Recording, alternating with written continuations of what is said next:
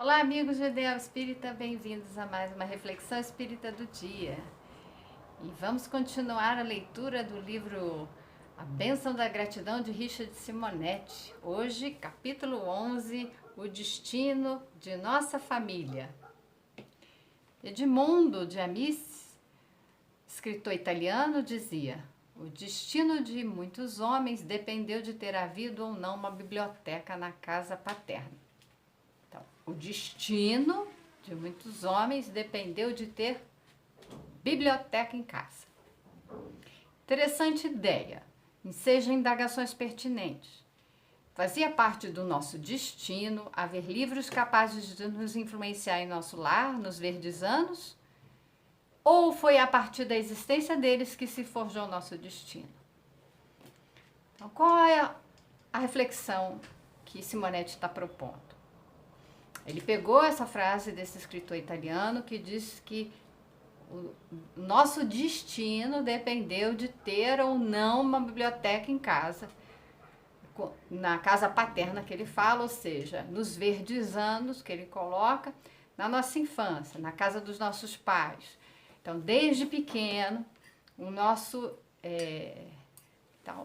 destino dependeu de ter esses livros desde muito cedo. Ou foi a partir da existência dos livros que se forjou o nosso destino? Ele inverteu. O nosso destino era ter ou não ter livros, vamos colocar assim, ou foi o fato de ter livros que forjou o nosso destino? Se ficarmos com a primeira hipótese, deveremos admitir que tê-los em casa independe da nossa vontade.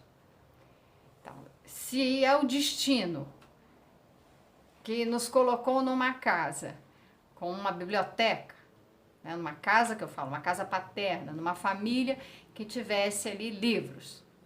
Então, isso independe de nós. Nasci nessa casa em que eu nasci, nessa família em que eu nasci, tem uma biblioteca, tem livros ali desde sempre.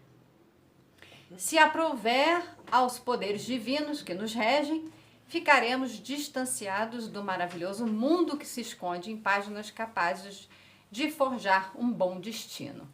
Então ele coloca que seria então o destino, Deus me colocou numa casa em que eu teria livros desde pequeno, ou me colocou numa casa em que não tem livros, e daí meu destino foi traçado ali, eu tive acesso a livros.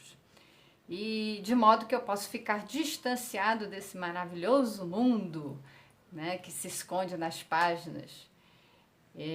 Certamente a segunda ideia é a mais compatível com a boa lógica. Ter livros em casa é sábia opção.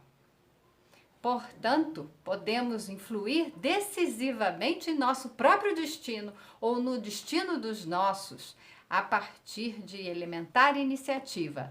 Cultivar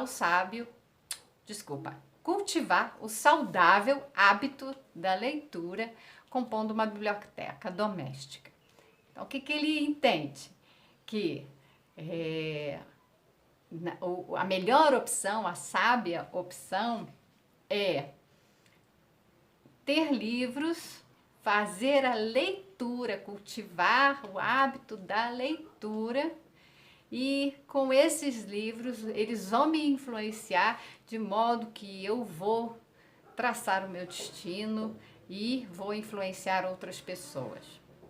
Então, atente, leitor amigo, a alguns pensamentos notáveis sobre os livros. E agora ele vai fazer algumas citações. São os livros os mestres mudos que ensinam sem fastio, falam a verdade sem respeito, repreendem sem pejo, amigos verdadeiros, conselheiros singelos. E assim como a força de tratar com pessoas honestas e virtuosas se adquirem, insensivelmente, os seus hábitos e costumes, também a força de ler os livros se aprende a doutrina que eles ensinam. Isso é Padre Antônio Vieira, falando que os livros estão lá, são mestres mudos, eles não falam, nós aqui os lemos e alguns livros nos falam a verdade sem qualquer pudor, vai, né? E respondem às nossas, né? Repreendem sem pudor, sem pejo. Amigos verdadeiros são conselheiros e eles podem nos influenciar. Também podemos aprender doutrina que eles ensinam. Já Charles Jones, escritor americano, falou que daqui a 5 anos você estará bem próximo de ser a pessoa que você é hoje, exceto por 2 coisas: os livros que lê e as pessoas de quem se aproximar. Então, daqui a 5 anos, será que seremos os mesmos que somos hoje? Claro que não, né? Convivemos com pessoas que nos influenciam e que nós também influenciamos. E se tivermos, né, um gosto pela leitura, e é bom cultivar esse gosto, esse hábito, né, passar a gostar, na verdade, isso não é fácil. Acho que a gente tem que começar desde pequenininho, as crianças, ler para as crianças quando são pequenas, e depois fazer com que elas leiam para os pais, e assim falar, conversar sobre aquilo que foi lido, para que seja compreendido, porque não basta ler. E isso, cultivando esse hábito, a gente cria o gosto pela leitura. E isso nos transforma. E eu posso dizer que realmente, aos 13 anos de idade, foi um livro que transformou a minha vida. Caiu um livro na minha mão, Psicografia de Divaldo. Eu lembro que era um romance de Victor Hugo, Árdua Ascensão. E eu estudei aquele livro com 4 volumes de dicionário, porque na época não tinha esse negócio de consultar o Google, né, internet. Então eram 4 volumes, um caderninho.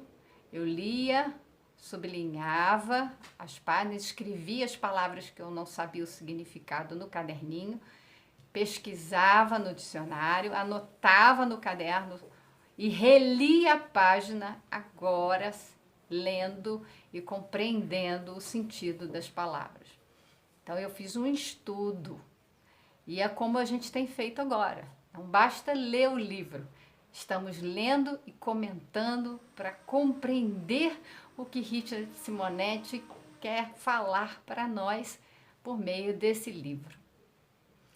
A leitura é a viagem dos que não podem pegar o trem.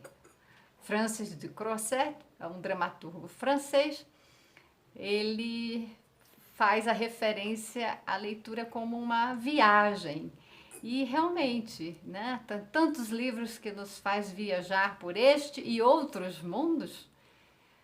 Os verdadeiros analfabetos são os que aprenderam a ler e não leem. Mário Quintana, escritor e poeta brasileiro. Mário Quintana faz, então, essa afirmativa muito séria, porque é exatamente isso que a gente estava aqui falando. Não basta a gente ler, pegar a informação que está ali no livro, mas preciso compreender. A leitura compreende, né, esse processo de entendimento, de assimilação. Não é só ler palavras, mas compreender o seu sentido, o significado, a mensagem. Atenção, leitor amigo, importante que não sejam livros comprados a metro como objetos de decoração. Então não é para comprar um monte de livro para pôr na estante para ficar enfeitada ali. Fica sofisticada e atraente uma biblioteca adornada de encadernações luxuosas e multicores, simetricamente dispostas. Mas e o conteúdo? O francês Scholes é contundente. Nada há que mais se pareça com um idiota quando está elegantemente vestido do que um mau livro luxuosamente encadernado. Então, ele coloca aqui, realmente é contundente. A pessoa está vestida de forma elegante, mas é um idiota. E aí ele fala, um mau livro, aquele livro que nos traz né, um conteúdo que é desprezível, é inútil, pode estar bonitinho na estante, mas ele não se presta àquilo que ele se propõe, que é transmitir conhecimento. Também não devem ser quaisquer livros, desses que frequentam as listas de best-sellers, catapultados por resenhas encomendadas, plenos de vacuidade, muito vendidos, pouco apreciados, logo esquecidos. Tem muito livro que entra na moda, né, que se chama de best-sellers, todo mundo vai comprando, e se torna um dos mais vendidos. As suas resenhas, né, os seus pequenos resumos são encomendados e distribuídos, mas ali, apesar de serem muito vendidos, eles são pouco apreciados, não tem um conteúdo que gere enriquecimento. E aí são logo esquecidos, ficam ali no canto empoeirando. Proclama Sidney Smith, um best-seller pode ser o sepulcro dourado de um talento medíocre. Sepulcro dourado porque a pessoa vendeu, ela pode ganhar bastante dinheiro com a venda de um livro que se torna best-seller, mas ele é um talento que é medíocre, não tem valor. O livro ideal tem características marcantes. Satisfaz as aspirações estéticas e necessidades éticas. Então, o que é aspiração estética? Esse livro aqui é gostoso de ler. Eu gosto de ler as obras de Richard Simonetti, mas também seu Richard Simonetti. Então, são todas as suas obras que são muito interessantes, não. A gente também tem que fazer uma seleção. Tem um livrinho do Richard Simonetti que eu faço muitas ressalvas ali no que ele fala. São as opiniões dele. E a gente vê que é isso que ele faz. Ele conversa com o leitor. Esse é um livro interessante. Ele tem uma estética. Ele conversa com o leitor. Ele usa de palavras que são de fácil compreensão e são agradáveis. É uma leitura agradável. E necessidades éticas. Necessidades, ou seja, é preciso ter um conteúdo que traga valor moral, que nos coloque princípios esses mais elevados, mais nobres. Ao prazer da leitura, então, da estética do prazer da leitura, que nos dá o gosto, que dá vontade de continuar lendo, soma-se o apelo à consciência, que é a parte ética. É preciso a consciência, aquilo ter um chamado, você sentir que aquela obra te coloca numa reflexão que vai realmente transformar o seu destino. Conteúdo instigante e educativo, faz pensar, acrescenta saber. É o livro espírita, enfatizará o confrade entusiasmado com a vasta literatura em torno do espiritismo. Será que o livro espírita é tudo isso? Realmente diríamos que temos nas obras doutrinárias a literatura do sublime, oferecendo-nos um amplo painel das realidades espirituais, das leis que nos regem, de nosso glorioso destino. Importante reservar em nossa biblioteca um espaço generoso para os livros espíritas, atendendo todos os gêneros literários, gostos e faixas etárias. Obviamente, com cuidado de selecionar os bons autores, porquanto também em nossos arraiais há os que têm pouco a dizer e os que fazem muito mal.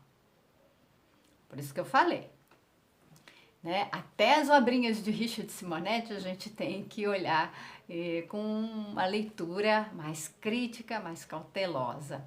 O que eu quero com aquela obra, de que tempo ela se trata, porque muitas obras lidas hoje, como a gente tem falado de Monteiro Lobato. Monteiro Lobato, um racista, ele falava isso, usava determinados termos. Mas olha só, ele viveu em determinada época, determinada cultura. É preciso ler lembrando daquela época. Assim como a gente também lê Jesus. As parábolas de Jesus têm que ser compreendidas dentro daquele contexto em que ele vivia, porque ele falava para aquele povo.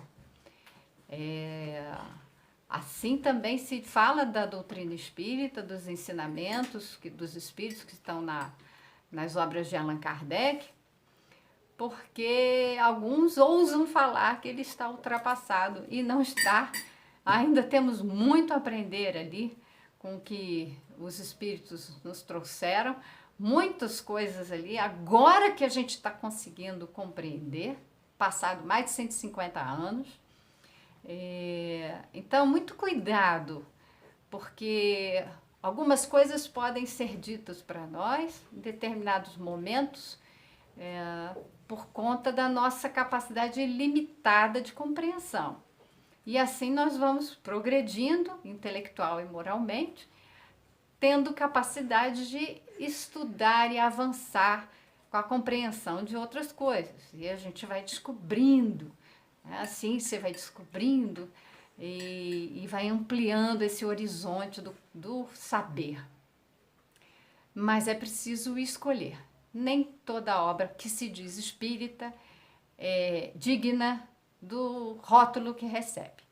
Tá? Assim, estaremos contribuindo para que nossos filhos forjem bom destino a partir de iniciativas voltadas para o bem e para a verdade, sob inspiração dos abençoados princípios codificados por Allan Kardec. E haverão de trilhá-lo com alegria, se conseguirmos estimulá-los ao amor pela leitura, como destaca Antoni Trollope. O amor pelos livros, meus amigos, é o seu passo para a maior, a mais pura, a mais perfeita satisfação que Deus preparou para as suas criaturas. Dura quando todas as outras satisfações perdem o viço. Sustenta-nos quando todas as outras recreações desaparecem. Durará até a nossa morte, fará nossas horas agradáveis enquanto vivermos. Então, o amor pelos livros não é o livro enfeitando na estante, né? O amor pela leitura o amor pela sabedoria. A filosofia é o amor pela sabedoria. A filosofia que ela nos faz pensar. Então, quando a gente está lendo o livro, a gente deve fazer essas reflexões filosóficas, de poder buscar sentido da vida ali, conhecimento e enriquecendo o nosso saber. Então, utilizar do livro como um recurso para recebermos, né, a mais assim, os conhecimentos divinos. Muitas pessoas colocam em obras produções, entendimentos, descobertas, e vão avançando na parte intelectual e moral também. E é preciso ter também alegria ao ler, de modo que a gente não descarta. Os livros infantis, as histórias infantis são um grande, acho que é um poderoso recurso de educação. Não pense que ler historinhas, eu gosto muito de ler historinhas, fazer reflexões, as historinhas, fábulas. Tem o livro de La Fontaine, Psicografia de Hamed. De vez em quando eu uso esse livro para fazer reflexões, porque as fábulas são recursos maravilhosos para passar um ensinamento moral. E a criança compreende e o adulto também. E para cada um a gente trabalha conforme a capacidade de entendimento. Então vamos ler mais. Esse nosso projeto aqui de leitura comentada só está começando. Eu tomei um gosto por isso e já estou vendo outras obras que a gente pode dar continuidade para poder estarmos juntinhos, nos conectando aqui com o conhecimento espírita e outras fontes também, para estimular a nossa reflexão, para que a gente possa aumentar, enriquecer o nosso conhecimento e alterar o nosso destino para que haja o progresso moral de todos nós. Então, fiquemos com uma boa leitura hoje, com essas reflexões, e até o nosso próximo encontro. Muita paz!